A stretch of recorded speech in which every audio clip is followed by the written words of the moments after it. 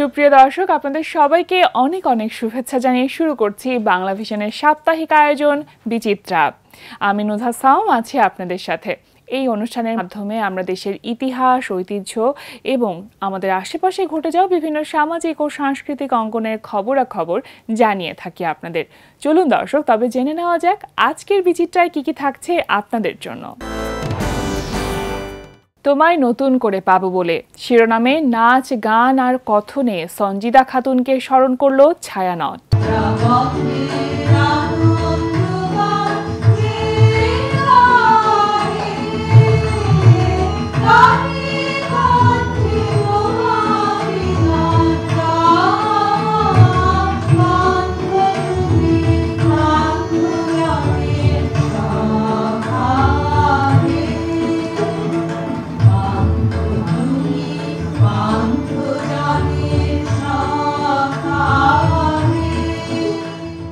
ছাব্বিশে এপ্রিল শুক্রবার সন্ধ্যায় ছায়ানটের প্রয়াত সভাপতি সঞ্জিদা খাতুনের স্মরণানুষ্ঠানের আয়োজন করা হয়। ছায়ানট মিলনায়তনে যৌথভাবে এই স্মরণ অনুষ্ঠানের আয়োজন করে ছায়ানট।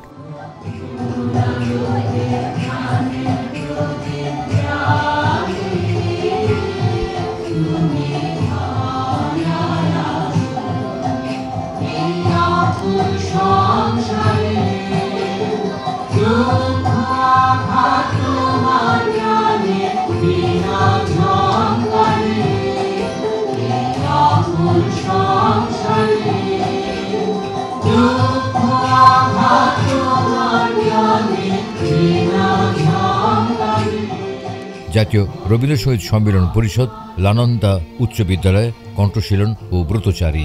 নতুন করে পাবো বলে শীর্ষক এই স্মরণ অনুষ্ঠান সম্মিলিত গানের সাথে দলীয় নৃত্য দিয়ে শুরু হলেও পরে একের পর এক বিভিন্ন পরিবেশনের মধ্য দিয়ে সঞ্জিদা খাতুনকে স্মরণ করেন শিল্পী ও তার সহকর্মীরা।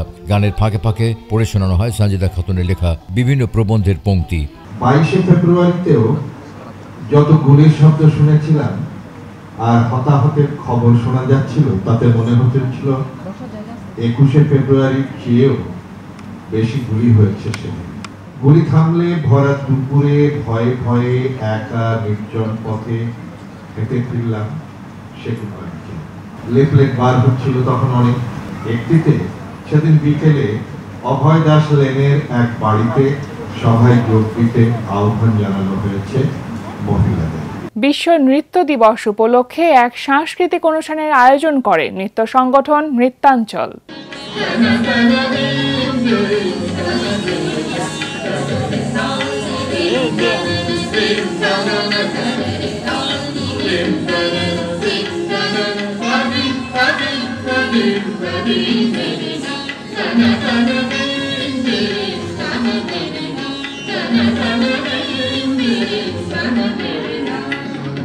আন্তর্জাতিক নৃত্য দিবস উপলক্ষে 29 এপ্রিল মঙ্গলবার সন্ধ্যায় রাজধানীর মহিলা সমিতির মিলনায়তনে সম্মাননা প্রদান ও নৃত্যানুষ্ঠানের আয়োজন করে নৃত্যাঞ্চল। আমাদের যে নৃত্যাঞ্চলের প্রাণপুরুষ মোহাম্মদ জাহাঙ্গীর, ওনাকে স্মরণ করে আমরা একটি সম্মাননা দিই। যে সম্মাননা আমরা খুঁজে বের করি বাংলার প্রত্যন্ত অঞ্চলের যে সমস্ত গুণী শিল্পীরা আছেন তাদের মধ্যে থেকে কাউকে বেছে এনে তাকে আমরা একটা অর্থ দিই, একটি ক্রেস্ট দিই এবং একটি সম্মাননা পত্র দিই। তো সেই রকমই আমরা এবছরও সেই রকম আয়োজন করেছি। এইটা একটা নৃত্যমালার মতো, হ্যাঁ, একটা মালা যেমন গাঁথে অনেক ফুল দিয়ে, সেরকম বিভিন্ন দেশের শিল্পীদের নিয়ে যদি আমরা একটা নৃত্যমালা গাঁথতে পারতাম তাহলে আমাদের সার্থকতাটা হতো। কিন্তু এটা তো আমরা জানি যে এটা ব্যয় সাপেক্ষ ব্যাপার, একটা সংগঠনের জন্য এটা একেবারেই সম্ভব না। তবে সরকারিভাবে, জাতীয়ভাবে অবশ্যই করা উচিত যে একটা নৃত্যমালা গাঁথা, সারা বিশ্বের নৃত্যশিল্পীদের দিয়ে, আমাদের দেশের শিল্পীদের দিয়ে একটা নৃত্যমালা যদি গাঁথতে পারি তাহলে আমার মনে হয় আন্তর্জাতিক নৃত্য দিবসটার একটি সার্থকতা খুঁজে পাবে।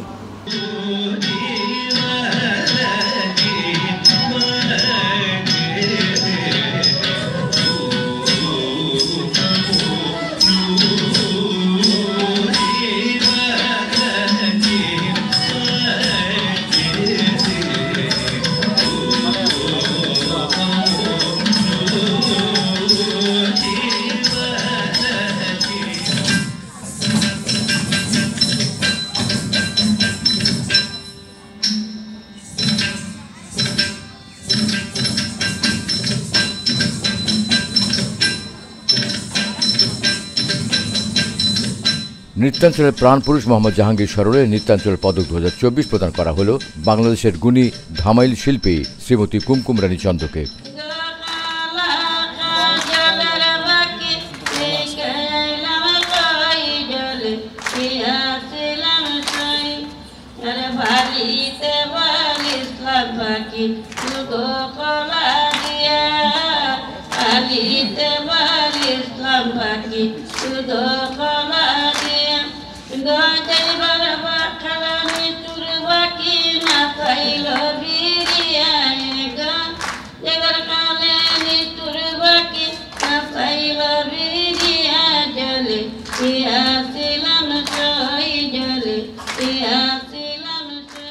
আড়ম্বরপূর্ণ এই আয়োজনে তার হাতে পুরস্কার শিল্পীরা।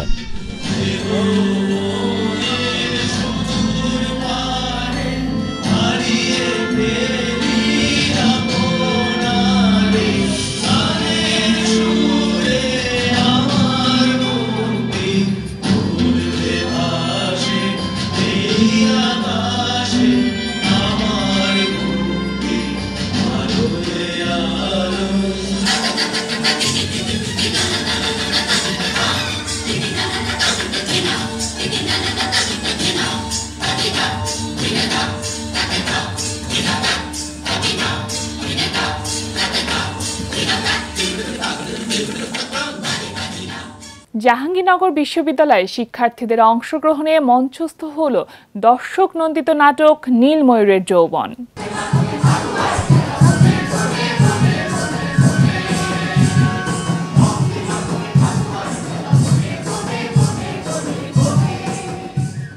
সম্প্রতি ঢাকার মঞ্চে একাধিকবার প্রদর্শিত হল কথা সাহিত্যিক সেলিনা হোসেনের উপন্যাস অবলম্বনে নির্মিত নাটক নীল ময়ূরের যৌবন।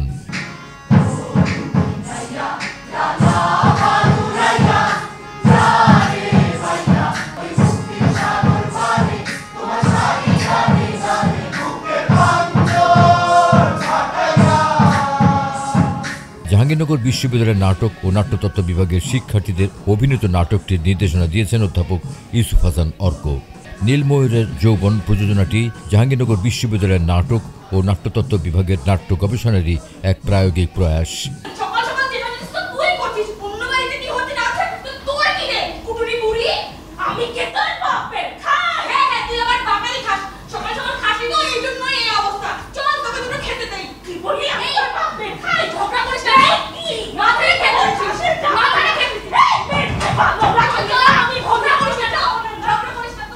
নাটকটিতে একদিকে যেমন রয়েছে বর্ণনাত্মক অভিনয় রীতি, তেমনি রয়েছে চরিত্রভিত্তিক অভিনয়ের গভীরতা। ঐতিহ্য ও আধুনিকতার সংমিশ্রণে গঠিত এই নাটকটিতে অভিনয় করেছেন মুসহিবা আফিফা চৌধুরী, জয়ন্ত ত্রিপুরা, ফেরদৌস এ বুশরা বাঁধন, উস্মিতা চৌধুরী, এলিসা শাকুরা চিসিম, মোহাম্মদ সাজ্জাদুল আলম, হৃদয় রায় সহ অনেকে।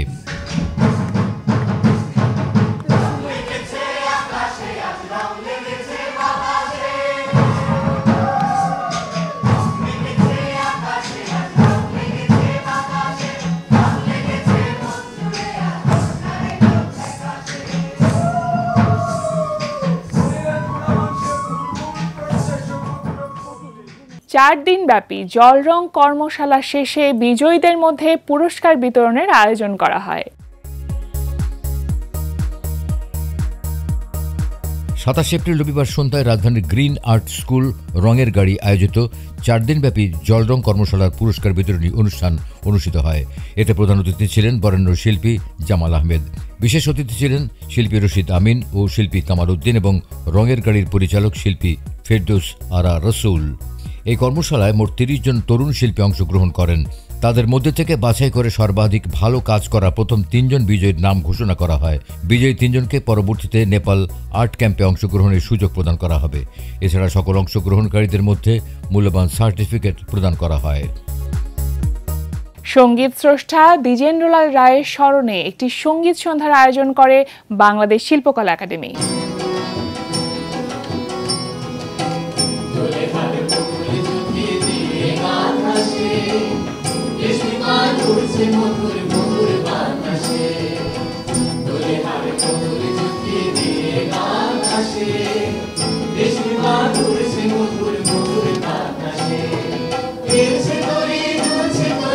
দেশে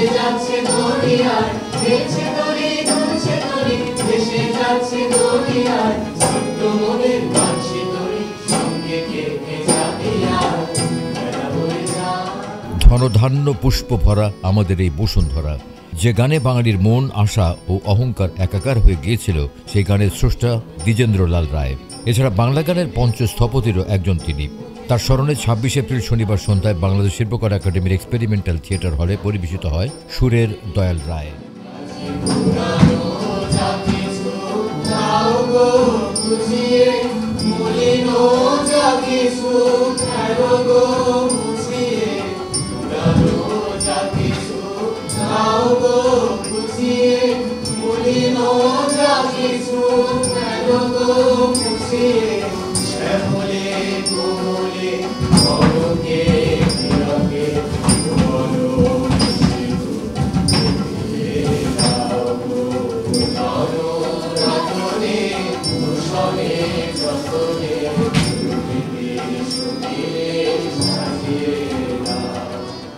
আলোক ঝলমলে পরিবেশনায় গান, কবিতা, নৃত্য ও আলোকমালার ছায়ায় মঞ্চে জেগে ওঠে এক কালজয়ী স্রষ্টার সুর।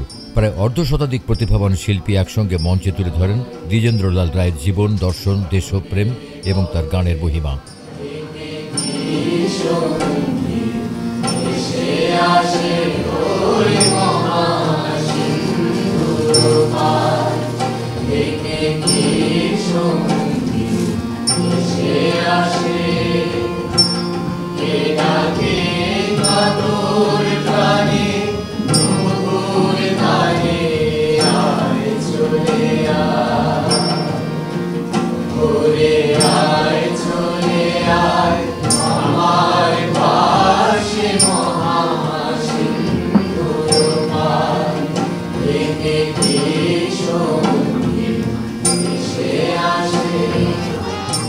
বাংলাদেশ শিল্পকলা একাডেমির নাট্যকলা ও চলচ্চিত্র বিভাগের আয়োজনে এবং পরিচালক ফয়েজ জহিরের সভাপতিত্বে প্রযোজনাটির ভাবনা ও নির্মাণ করেছেন ইলিয়াস নবী ফয়সাল। এতে গান ও নৃত্য পরিবেশন করে ভৈরবী গীত রঙ্গ দলের শিল্পীরা।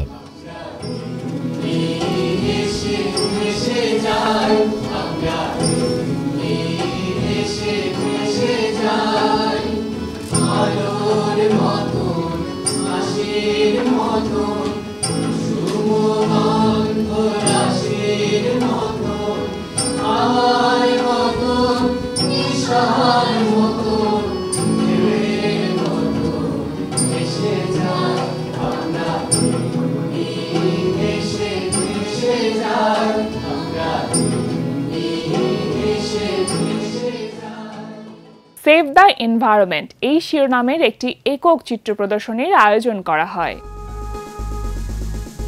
অলিয়াস ফসেদ্দা ঢাকার লা গ্যালারিতে চলছে পরিবেশ নিয়ে সচেতনতা বিষয়ক ১৬তম একটি একক চিত্র প্রদর্শনী সেভ দ্য এনভায়রনমেন্ট।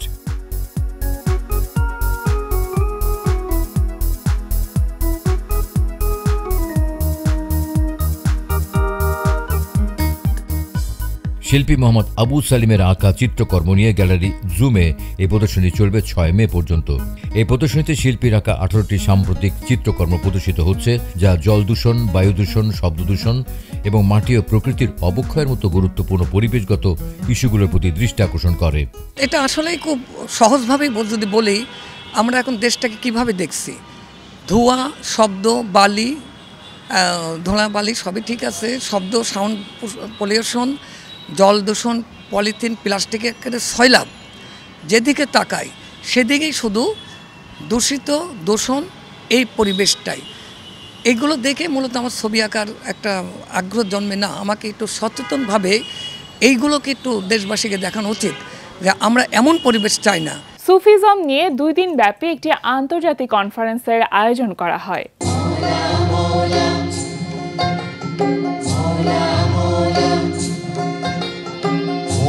যদি করো মৌলার পথে ত্যাগ করো সব রে, যদি করো মৌলার পথে ত্যাগ করো সব রে। ঢাকা বিশ্ববিদ্যালয়ের থিয়েটার অ্যান্ড পারফরমেন্স স্টাডিজ বিভাগ এবং দারুল ইরফান রিসার্চ ইনস্টিটিউট যৌথভাবে আয়োজন Sufi philosophy and cultural practices for perfected humanity শীর্ষক ৭ম আন্তর্জাতিক কনফারেন্স। আমরা দর্শকের মধ্যে এবং গবেষকদের মধ্যে একটা উত্তেজনা অনুভব করেছি এবং একটা আগ্রহ অনুভব করেছি, শিক্ষার্থীদের মধ্যে একটা আগ্রহ অনুভব করেছি। সেই আগ্রহের জায়গা থেকেই আমরা কিন্তু হচ্ছে যে এই যে সুফি 7th ইন্টারন্যাশনাল কনফারেন্সের আয়োজন করতে যাচ্ছি। বাংলাদেশের আসপেক্টে কিভাবে এটা হচ্ছে, কিভাবে চলছে এবং এটার দ্বারা হচ্ছে যে মানুষ কিভাবে উপকৃত হতে পারে এবং এই জুলাই পরবর্তী সময়ে মানুষের মধ্যে কিভাবে সম্প্রীতি তৈরি হতে পারে, সেটার লক্ষ্যেই হচ্ছে যে আমরা এই সুফি সেমিনার কনফারেন্সের আয়োজন করেছি। ঢাকা বিশ্ববিদ্যালয়ের theatre and performance studies department এবার প্রথমবারের মতো এই ধরনের একটা ইন্টারন্যাশনাল সেমিনার আয়োজন করেছে এবং আমরা আয়োজন করেছি দারুল ইরফান রিসার্চ ইনস্টিটিউটের অর্থায়নে যৌথভাবে। আমাদের এই সেমিনারে কিনোট স্পিচ যিনি দিচ্ছেন আমাদের এই বিভাগের founder chairman Syed Jamil Ahmed sir. 27 রবিবার সকালে বিশ্ববিদ্যালয়ের নাটমণ্ডল মিলনায়তনে 2 দিনব্যাপী এই কনফারেন্সের উদ্বোধন করেন ঢাকা বিশ্ববিদ্যালয়ের উপাচার্য অধ্যাপক নিয়াজ আহমদ খান। অনুষ্ঠানে বিশেষ অতিথি ছিলেন প্রো ভাইস চ্যান্সেলর প্রশাসন অধ্যাপক ডক্টর সাইমা হক বিদিশা, কোষাধ্যক্ষ অধ্যাপক এম জাহাঙ্গীর আলম চৌধুরী এবং কলা অনুষদের ডিন অধ্যাপক ডক্টর মোহাম্মদ সিদ্দিকুর রহমান খান। এ সময় সুফিবাদ নিয়ে ব্যাপক গবেষণার প্রেজেন্টেশন স্ক্রিনে তুলে ধরেন অধ্যাপক ডক্টর সৈয়দ জামিন আহমেদ।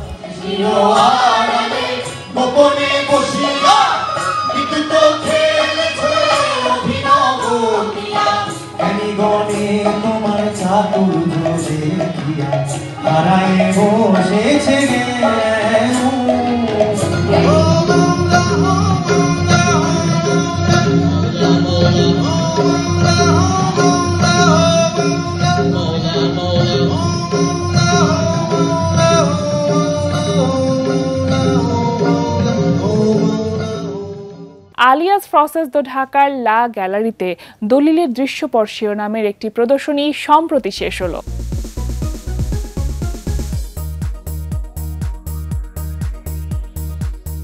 প্রাচীন দলিলে বাংলা ক্যালিওগ্রাফি এটি একটি অন্যরকম প্রদর্শনী যা ইতোমধ্যে দর্শনার্থীদের নজর কেড়েছে।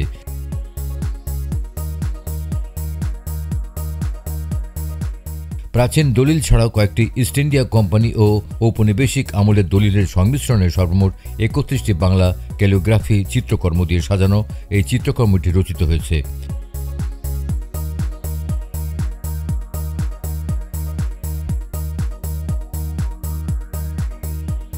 বাংলা নববর্ষ উপলক্ষে আয়োজিত শিল্পী ও স্থপতি আরহামুল হক চৌধুরীর এই একক প্রদর্শনীতে প্রাচীন বাংলার প্রবাদ, প্রবচন ও ভাষার শৈল্পিক রূপ ফুটে তোলা হয়েছে। প্রিয় দর্শক, আপনাদের সকলের জন্য অনেক অনেক শুভকামনা আর ভালোবাসা জানিয়ে শেষ করছি আমাদের আজকের এই বিচিত্রা। বিনোদন জগতের সর্বশেষ খবর এবং সামাজিক ও সাংস্কৃতিক অঙ্গনের বিভিন্ন খবরাখবর নিয়ে আবারও হাজির হয়ে যাব আগামী সপ্তাহে আপনাদের সামনে। সে পর্যন্ত সকলে ভালো থাকুন, সুস্থ বিনোদনের সাথে থাকুন আর হ্যাঁ, অবশ্যই বাংলা ভিশনের সাথেই থাকুন। আল্লাহ হাফেজ।